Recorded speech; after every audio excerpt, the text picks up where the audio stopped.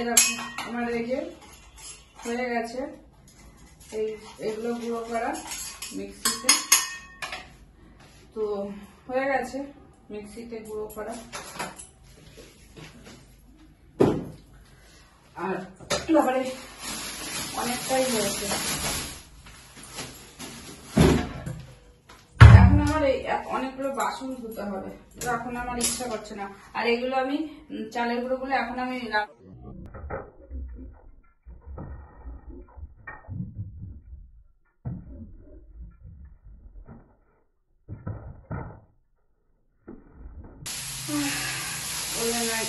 ছেলে পড়ে আছে ঘরে, আর কিনিনি। কত কিনবো, কত কেনা যায়, সেই জন্য আর কিনিনি।